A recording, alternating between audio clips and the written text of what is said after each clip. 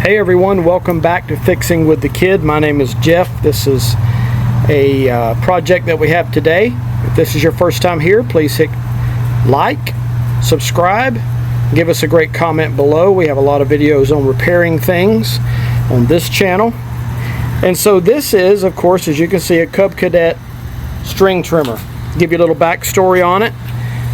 This was owned by a friend of ours. He passed away. It's set for a long time. It wound up being given to me. I'm not a big fan of Cub Cadet, who is owned by MTD, but price was right. So problem with this one is probably one of the worst things you can do with your equipment is let it sit with gas in the carburetor. Worst thing you could do is run it without any oil in it. But then when you leave that gas in there, it messes up the carburetor. So I tried cleaning the carburetor. It didn't work, and so now I'm gonna put an Amazon carburetor on it, and this is an ST100, as you can see, wheeled string trimmer. So I'll get you inside and show you the kit. Okay, I'll show you the kit. So it came from Amazon in a package like this, and it comes with the air filter, pre-cleaner. You open it up, it comes with some fuel line, the gaskets,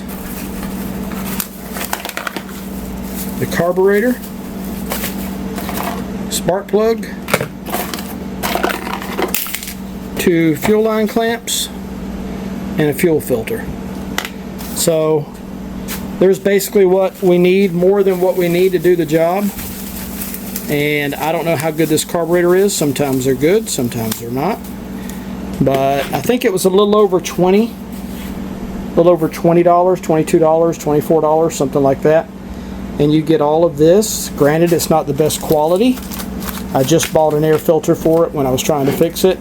The problem I had was I couldn't get the carburetor to stop leaking, the needle and seat to stop leaking, and I could not get the top low-speed jet to open up. I tried a wire. It was really bad. The carburetor was bad. So we're going to get you out there back at the mower, and we'll get started on tearing it down and replacing this carburetor. Again, if you're first time here, please subscribe and give us a thumbs up. We appreciate it, and go back and watch some of our videos. Hopefully you can see there, one of the first things we have to do is, of course, pull the air filter. So there's 2 little notches here. They open up, air filter comes out like that. We've got some 10mm bolts here. I have a fuel shut off in the line, but you'll want to clamp off the fuel line. We're still going to have to pull the blower shroud as well. This part just snaps in like that. And 3 10mm nuts, castle nuts or whatever you call those. Take those 3 out and the recoil will come off and this cover will come off. 10mm here.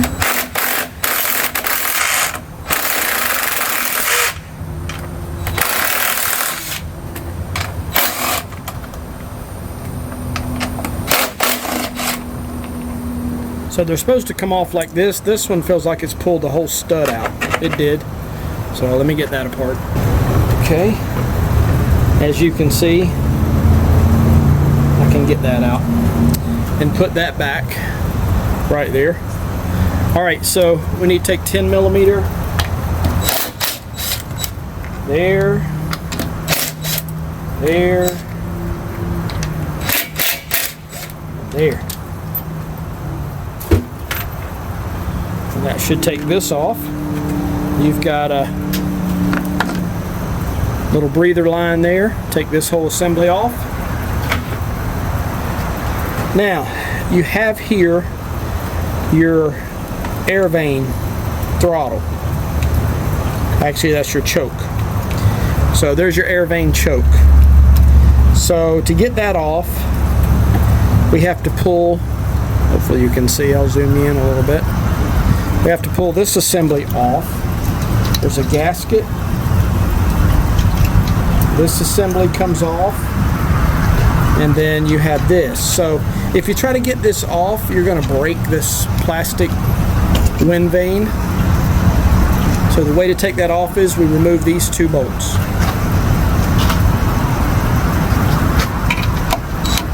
I'm going to have to get an open-end wrench for that one.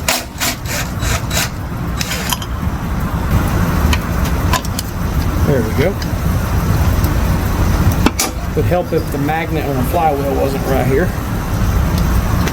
So we'll get this out.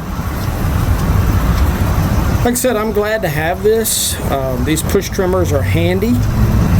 If you don't like carrying a weed eater around with you, you can use these. I've never bought one, but it's nice to have this one. Okay. So remember how that goes. You can take that out of the way.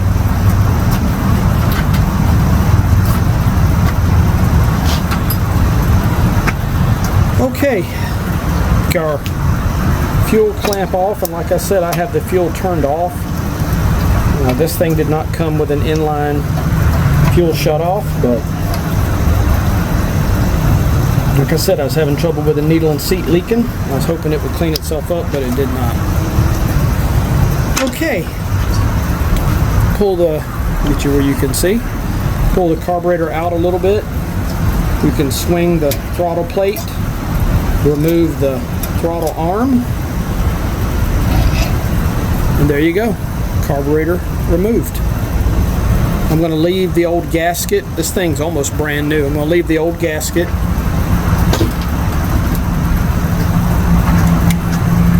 Put the new carburetor. Get it about halfway. Hook the linkage. Put the spring.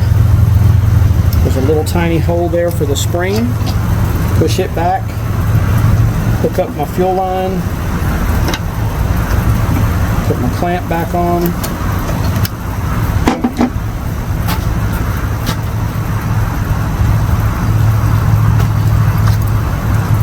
We have to put this choke assembly back on. It goes in there. There's only one spot for it to go.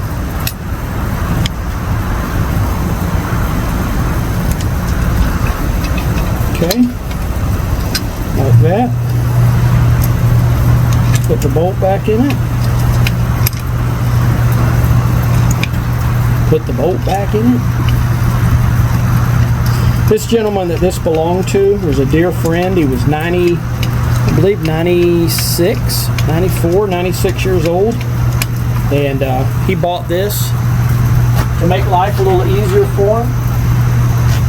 And he saw one that I had before. I no longer have it. I scrapped it, but he saw the one I had before, which was in my opinion, a lot better made one. And he bought this one probably in his early 90s. He was probably either late 80s or early 90s when he bought this. He was still mowing his own yard. All right. So, got that back on. We need to put this back on. This is your, oops.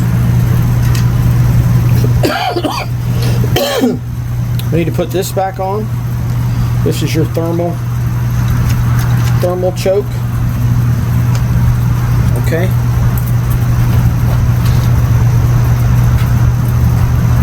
Like I said, you may want to reuse your gaskets.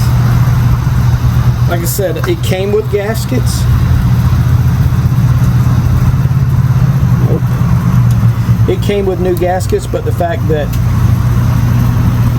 well, the fact that they were basically brand new, I'm going to use these gaskets. So we got to hook up our air line down here. There's an air hose down here, breather hose, and then you got your air hose here. Okay. And then you hook back up your carburetor. I've got attachments.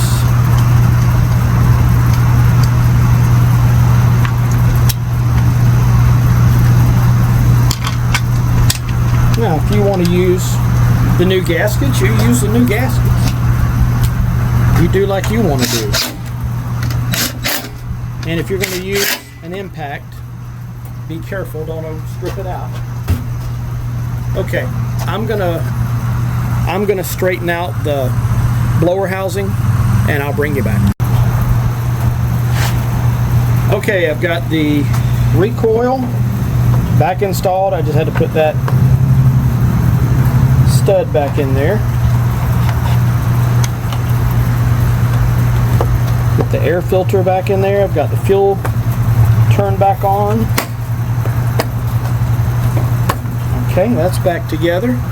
Fuel's back on. Put this cover back on here. We'll get it down. We'll try it out. I'll show you. I've got a clamp on the handlebars. I've got it governor down. I mean, they come pretty fast and aggressive. You can brake line that way, so I have it governed down to mow what I'm going to mow, trim what I'm going to trim. But let's see if it'll crank.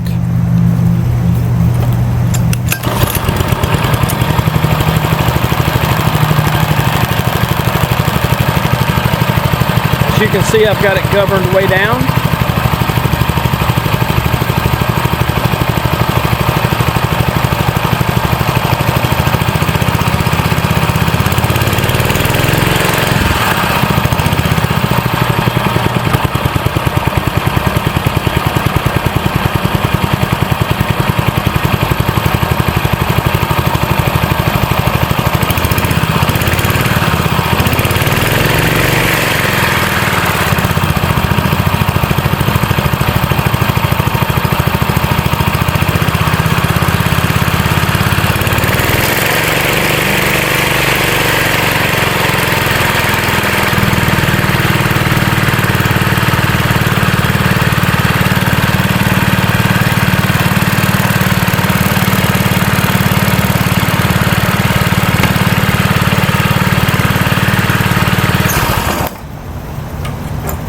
Restart it.